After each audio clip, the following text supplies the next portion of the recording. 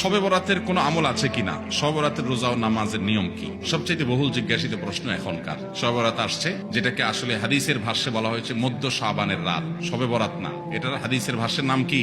মধ্য শাবানের রাত। এই মধ্য শাবানের রাত বা মধ্য শাবানের রজনী, এই রাতে যেটাকে আমরা শবে বরাত বলি, এই রাতের নামাজের নিয়ম কি? কয় রাকাত পড়তে হবে, কোন রাকাতে কোন সূরা কতবার পড়তে হবে, এটা বহুল জিজ্ঞাসিত একটা প্রশ্ন।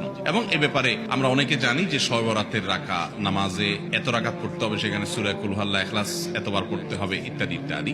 লাইলাতুল কদর ছাড়া অন্য যে সমস্ত রাতের ফজিলত আছে, এর মধ্যে 10টা রাতের কথা আল্লাহ তাআলা শপথ করেছেন, ওয়াল ফাজরি ওয়া লায়ালিন আশর। সে 10টা রাত হলো জিলহজের প্রথম দশক। খবরও নেই আমাদের দেশে মানুষের, যে রাতগুলোর শপথ আল্লাহ কোরআনে বলছেন, কত ফজিলতপূর্ণ, কিন্তু জিলহজের প্রথম দশকের রাতের কোন বিশেষ ফজিলতের কথা আমরা কয়জনে জানি?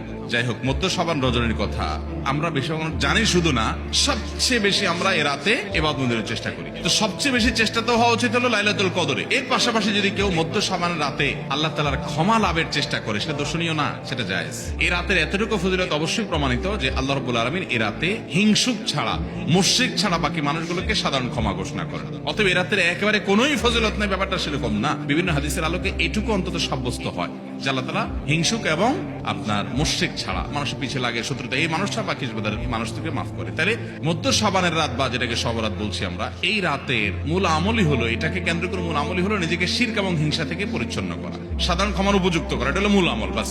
এর বাইরে আপনি ক্ষমা লাভের জন্য যদি চেষ্টা করেন, সেটা কোনো দর্শনীয় বিষয় নয়। তবে এই রাতকে কেন্দ্র করে বিশেষ ফরম্যাটে নামাজ, রাত জেগে, তারপর বিশেষ ফরম্যাটে ইবাদত, এই সূরা এতবার, এই নামাজ এত রাকাত, এরকম কোন কথা কোরআন হাদিসে বর্ণিত হয়নি।